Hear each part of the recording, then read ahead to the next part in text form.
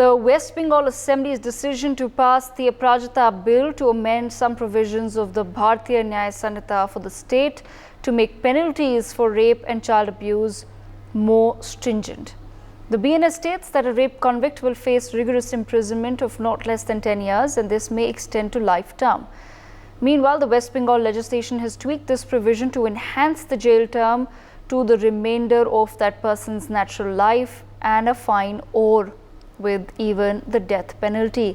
The bill also seeks to amend Section 66 of the BNS, which lays down penalties for a convict if the rape leads to the victim's death or causes them to be in a vegetative state. The Bengal legislation has toughened the punishments in child abuse cases as laid down by the Protection of Children from Sexual Offences Act. The bill was passed comfortably with the support of both the ruling TMC as well as the opposition. It will now need the President's assent before it can come into force. While speaking on the bill in the Assembly today, Bengal CM and TMC Supremo Mamata Banerjee raked up previous rape cases during the BJP, in the BJP-ruled states, and cited examples of Hathras, Kathua as well as Bilkis Bano. On the other hand, leader of opposition in Bengal Assembly, Suvendu Adhikari, has accused Mamata Banerjee of using the anti-rape bill as a diversion tactic to save her government. He has stated that the Bharatiya Janata Party is waiting for the day that the bill will be implemented into a law and has put the onus now on the state government to ensure that it is incorporated in the BNS as soon as possible. The question, of course, arises amid politics and a war of words over the new law. Who really is focusing on justice for the victim of Arjikar and several other rapes that have come to light since? I have with me Adesh Agarwal, former president of the Supreme Court Bar Association. We also have with us Shamshavi Shrain. We have Sanjay K. Chadha, advocate, with us, and NS Napinai, another advocate, with us. I'm being joined by 4 advocates today to help explain to our viewers what really is happening. Let me begin with Mr. Adesh Agarwal. Mr. Agarwal, the one question that of course everybody is really eager to understand is to what extent can the state government develop its own laws or seek amendments in a central law, especially when the matter is within a concurrent list? See, this has to be a consent, assent has to be given by the governor. Governor can refer it to the president, because there are instances, our Advocates Act amendment was there in Rajasthan, that was contrary to the Advocates Act, so that was sent to president for the ratification. Mr. Agarwal, I'm going to have to interrupt you there. If you can just rotate your camera, please, sir. Okay.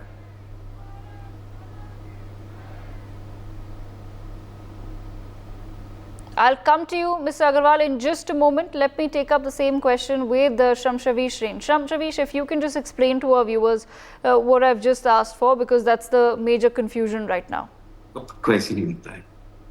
Sorry, question there. My question is, the West Bengal government today, just like Maharashtra, has passed its own bill now, which is seeking more stringent laws as far as heinous crimes against women are concerned. To what extent can a state government then implement such laws? Because there are various levels of the judiciary as well. Let's assume that the High Court of West Bengal will deliver a verdict basis the law within the state, but the matter almost always likely ends up going before the Supreme Court. How does this work? No, so the process is same. Only thing that they have done is that the trial will be concluded in 10 days, and then a judgment will be passed. That's what, as per my understanding, it is. But otherwise, the option of appeal in the High Court and then in the Supreme Court, and then the death sentence pardon can be sought from the president. So that is always available. The only trial period has been decreased from many years to 10 days. Trial, that is the only thing that they have proposed it over here. And yes, for rarest of rare cases is what they have done it here again, wherein it is that if the girl is raped and she is being also killed and in a very brutal manner, they will be hanged to death. So that is what, as per what I have read, that is what is there. But otherwise, the process is nice that if in 10 days you have a judgment, you have your trial gets over in just 10 days, it would be actually very nice. But it seems as per law and the way the investigations and everything happen, because in the end, we have to see that justice should be done. It's not only hanging someone, it is that not even a single innocent person should be put behind the bars. So it will take a bit time, but yes, the bill that has been proposed and that has been passed is a very wonderful bill, and we welcome to such kind of a bill. Okay, Mr. Adish Agarwal, same question to you. I just wanted to understand when the Mamata Banerjee government says that the trial should be wrapped up in 21 days and it cannot be beyond 21 days exceeded more than 15 days after that. All of this is something that we've already visited as far as the Nirbhaya Act was concerned, and now of course the 3 new renamed bills that have come into place. What really is novel about what the West Bengal government is trying to achieve? First of all, let me clarify, I'm the past president, I'm not the sitting president. My term was over. I think you announced that. No, sir, I said former president, yes. Yeah, correct. And we welcome this. The steps taken by Mamata Banerjee is very good. That will calm down the situation, and this will give a way to other states also to protect our mothers, sisters, and daughters. This is to complete the investigation within a shortest time. This is a good step. But simultaneously, we have to see if with this speed the investigation is being compelled to be completed, there can be possibility that the accused will be the beneficiary. Because once the prosecution is not able to properly have the investigation, have the reports from CFSL, then the benefit will go to the accused person. So we have to keep out if what happens in India. I also suggested when these 3 bills came that there should be increase of the number of CFSL, increase of the number of the police personnel, because if once we call that it should be completed within this short span of time, and when there is a shortage of IOs, then what will happen? Investigation will be not proper. Ultimately, the benefit will go to the accused person. Okay. If the state government is really in a position to increase the number of personnel, police personnel, and the courts also. You see, the proposal is that there will be a special court. We are having so many special courts, but we are not having the officers, means judges, to man that. So the state government is not only required to pass the bill or make it the act, but we should have proper infrastructure to implement the provisions of new provisions which have been brought in. Okay. I want to bring in Mr. Sanjay Chadha into the conversation as well. Mr. Chadha, another question that everyone is really confused about at this point in time is whether the state government can bring in a law that awards the death penalty to a convict. And like I had asked Shamshavish as well, because there are so many levels of judiciary, and one can go, let's say the West Bengal High Court, the Calcutta High Court awards the death penalty in a certain case, but that matter is likely to go to the Supreme Court. Then the Supreme Court is clearly giving its judgment basis the law that exists centrally. So what really are the states then trying to achieve? There's just if you can clarify to our viewers. Very opt question, I must say. there are two limbs of this question. One is whether the state governments have the power to amend the law, amend central law, and as within the territories of the state. In the question in hand, West Bengal, the answer is yes, they can do it. Number one. Number two, your question that when a high court grants a death penalty, what will happen to the when the case comes to Supreme Court? The Supreme Court will take into account, it will not see the BNS which is applicable in the rest of the country. It will read the provisions which are amended by the state government. So there is no confusion, there will be nothing no overlapping. It is a very straightforward formula. Now, I want to add one very important thing which Adishji was saying, that, whether our infrastructure is ready, whether our police system, investigating system is ready to finish the investigation within 10 days. Is it possible? That is a big question mark, no doubt. I give you a very small example of West Bengal only. About 10 days back, I had gone to Kolkata for a matter which was listed in fast track court.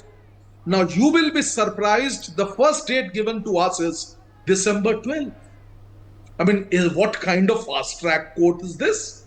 I mean, fast track court, you are giving a date of 5 months.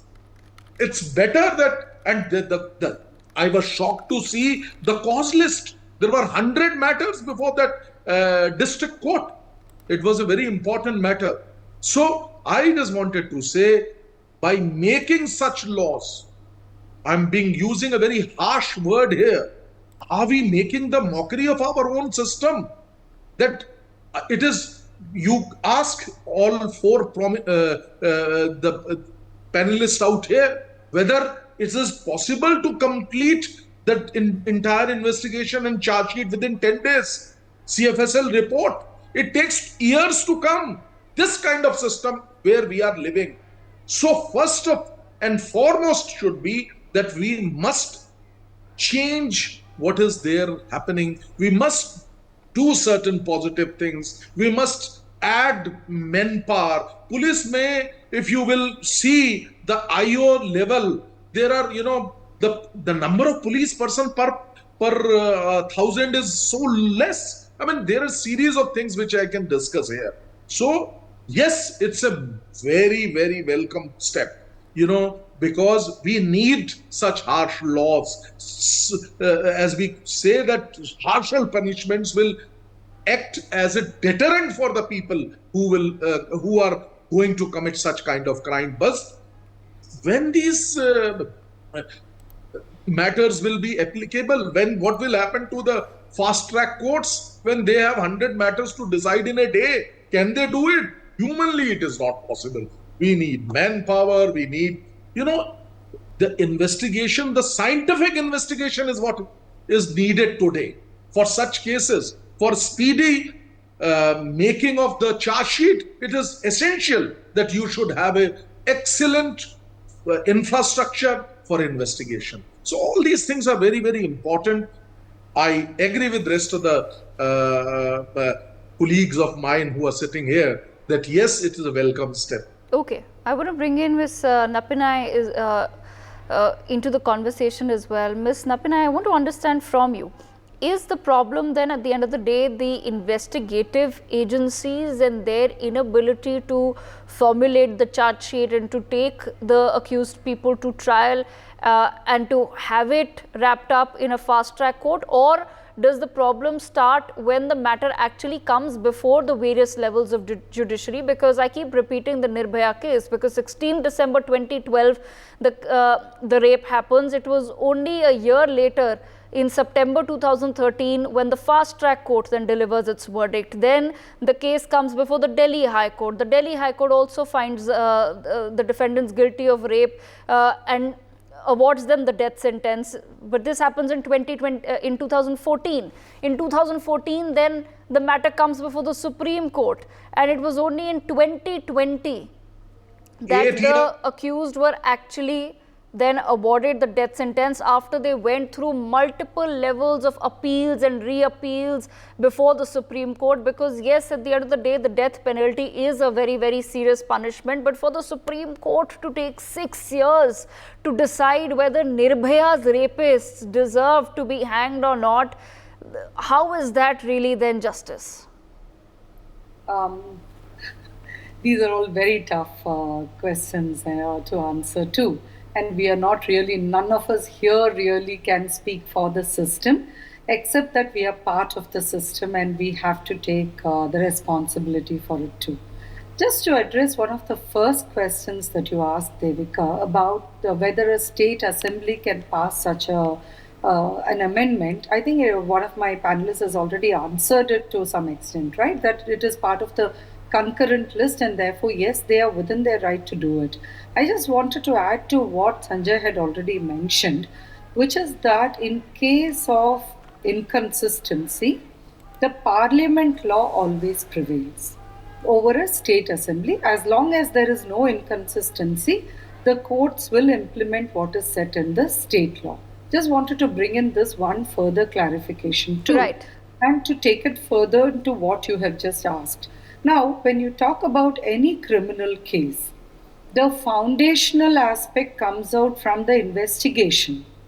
It is only that which the investigating agency puts forth, which forms the basis for either the prosecution or for the defense to counter.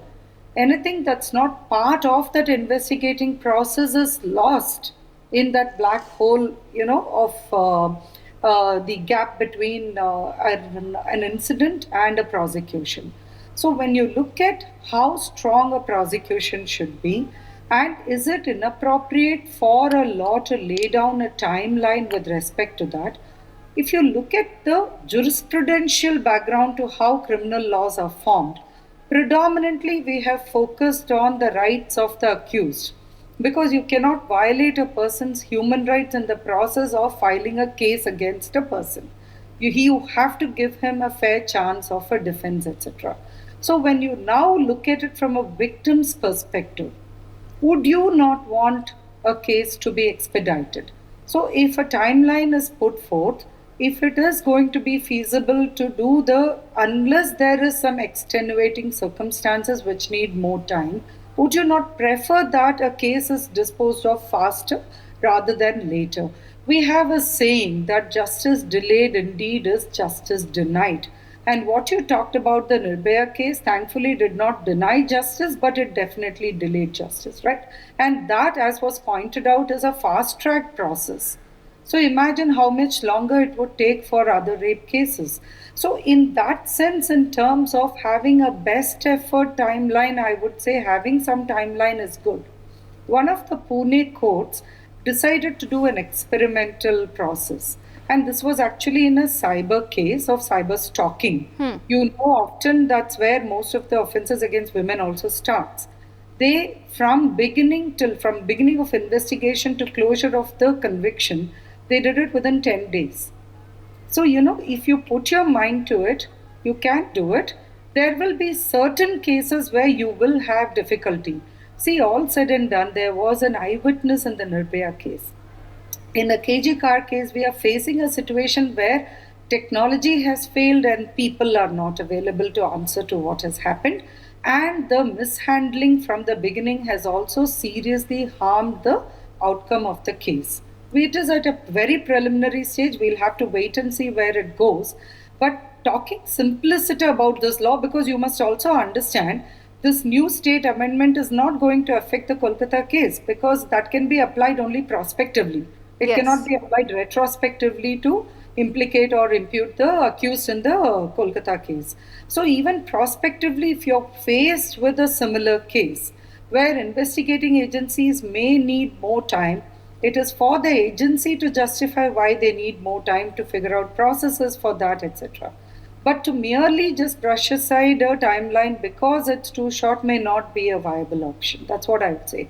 I'm sorry, I'm not giving you a direct yes or no answer, because there cannot be a direct black and white answer in law. Yes, absolutely. We have to go by the facts of each case.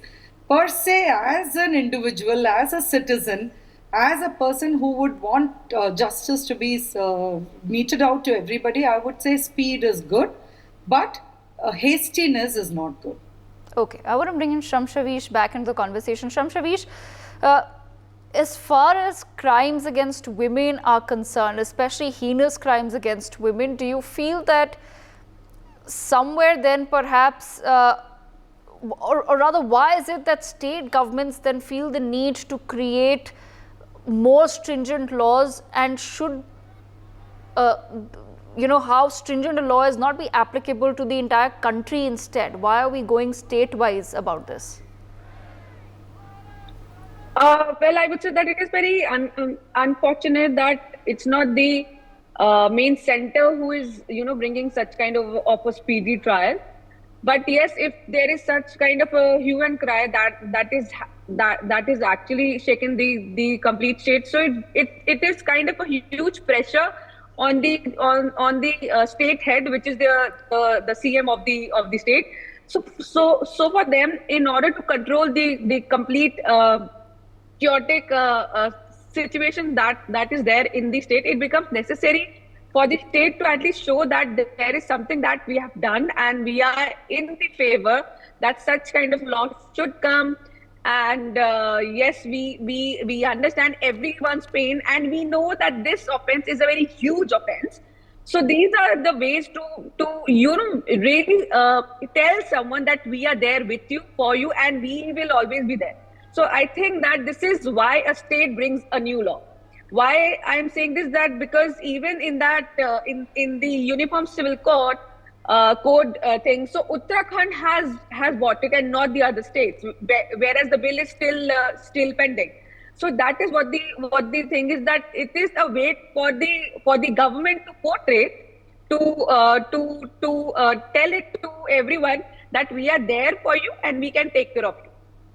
Okay, I want to bring back Mr. Adish Agarwal into the conversation. Mr. Agarwal, you had pointed out how we don't really necessarily have the infrastructure to take some of these suggestions forward by the state governments. Now, as Shamshavish was also pointing out, that at the end of the day, the state government also comes under a lot of pressure, and this could very well just be the Mamata Banerjee government responding to the public pressure against her government right now. So the government is saying, listen, we're trying to do something at least. We're trying to bring in our own laws. Look at it. We are trying to be more stringent than what is applicable at a national level as well. But at the end of the day, what would you suggest? Because there are multiple levels to the delivery of justice. It's not just the courts. There are several levels of cops and other agencies that are involved. What would you suggest then actually needs to be done to create that infrastructure where speedy trials become a reality in India? As already I have written letter to Honorable Prime Minister, increase of the number of judges, police officers, and this CFSM and public prosecutors. These four type of officers, and even we are required to have evening court, because when we increase the number of judges, sometimes we are having shortage of the space. So if we start functioning in having the evening court, this will be very good. And government of India is also working on that, because these things are required not only for the act which Mamata Banerjee, this bill Mamata Banerjee has brought in, for these three acts, amendments, new acts, criminal delivery justice system, the government of India has brought. For that also it is required. Now, second issue is that we are having fast track court in the trial court. But when appeal goes to High Court or Supreme Court, then it is lying for years. There is no speedy disposal of these appeals, because these are coming from the fast track courts. They are in queue that now we will be taking up the appeals of 2010 in High Court. This is the manner then it will be. And actually, this is once a person has, the orders are there for hanging a person lives in he's living with the fear that he will be hanged. If there are at international level, there is a movement of removal of the death penalty. International organizations are there. There is an annual conference in different parts of the world, although India is not favoring that. About 100 countries, they are of this view there should be no death penalty because there can be mistake on the part of the judges, even at the highest level. So, for the mistake of the judges, a person should not be hanged. Okay. So, we have to be, there are so many aspects of our justice delivery system. We have to think, but there are divergent views on that. Like when such incident happens, then the women folk ask that there should be death penalty. When my brother is involved in such crime, then we have some other different view. So this is this India is interesting perspective there by Mr. Agarwal. I want to take that forward with Mr. Sanjay Chadha. Mr. Sanjay Chadha, last word to you, sir. A very quick question. A lot of times there has also been a debate on whether the death penalty actually acts as a deterrent. Is it the death penalty that will act as a deterrent, or is it actually a speedy trial and the fact that you will be behind bars and your life will in a way be ruined if you even have to serve a prison sentence? Is that more of a deterrent? I must say both have their own impact. You know, death penalties, deterrent is there. But the biggest thing which we see every day, the fear that when the penalty will come and when it will be executed, that fear, they say, the accused has a common mentality. They say it takes years, they know it. Because our own friends from the legal fraternity convey it to them. That, and the practice is also that. There's nothing wrong in it, and everybody, it's absolutely crystal clear. Everybody knows that it takes years. Nirbhaya case you were mentioning, it took 8 years. Yes. Though it was a fast track court, it was a speedy, and above that was a bigger lens from each media house. Each newspaper was covering it every day. Then it took 8 years. What is the fate of the other cases? You can't, even imagine. The cases having history of 20 years are prolonging in Supreme Court. They are lying. Bunches of such cases are there. 2000, 1980s, 90s cases are still there. Yes. So you can imagine. So yes, it is there.